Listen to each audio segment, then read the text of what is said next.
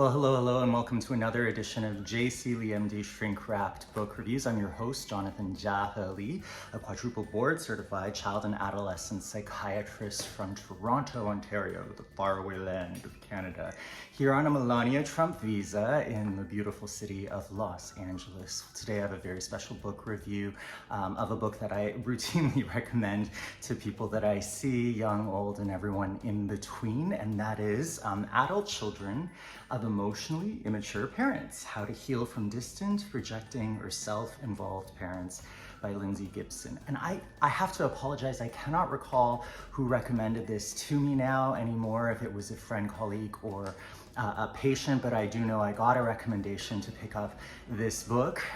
It wasn't just sort of advertised to me on Amazon or wherever else, but this book, I gotta say, it's quite thin.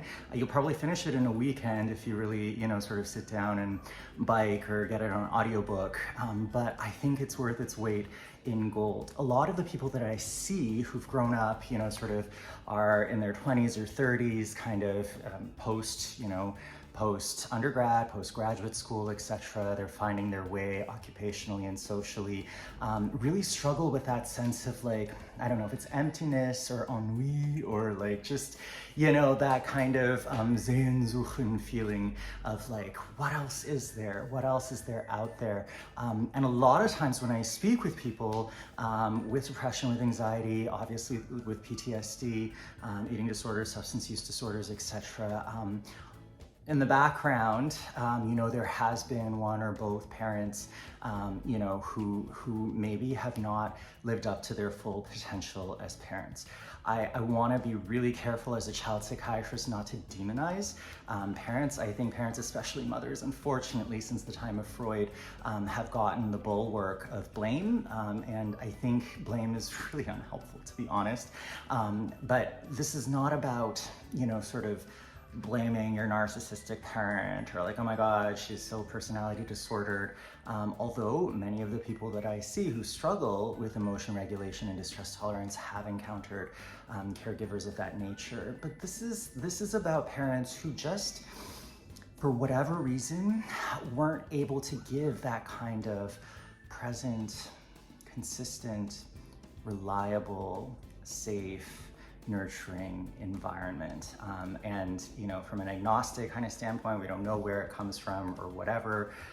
In DBT, there's a saying that, we can't choose what happens to us, but we do need to choose, how we respond to it. That idea of like taking what you've gotten and really taking it to the next level or growing it. And so I think for those of us who've, questioned, maybe resented, maybe had, ideas about, maybe mom and dad, really weren't all the way there for me, this can be a really great, starting point to read and potentially validate some of the feelings of loneliness, ennui, or, sort of depression and anxiety that perhaps were invalidated or minimized or, sort of shooed away because of the emotional immaturity of the caregiver or caregivers you had. This is not to blame my parents at all. Actually, in recent years, I'm so thankful that my relationship with them has grown and flourished, and as it should. As a Chinese son, the concept of filial piety is really important to me. I think my parents would probably, cop to some of the emotional immaturity that is described in this book, and I've lovingly, and sometimes not so lovingly, confronted them, and also confronted, those demons in my own heart. And I think when we can approach life or approach reading or approach knowledge not as a means to bludgeon, our enemy, but as a means to understand and further bridge potentially some divides or come to a more compassionate view of the other and ourselves, I think that serves us really, really well. So if you're at all interested in psychology and parenting, in family dynamics, I would totally recommend this. Lindsay Gibson, she's a psychologist, PsyD, and I think she's just really practical, tangible advice on what to do and how to cope and how to set boundaries with parents who just maybe are not emotionally available in the way that we'd like. So until next time, happy reading, and love yourself and your parents, if they're okay. You know, I mean, I'm not forcing you to love your parents. I mean, obviously, if your parents are not lovable, you can set those boundaries.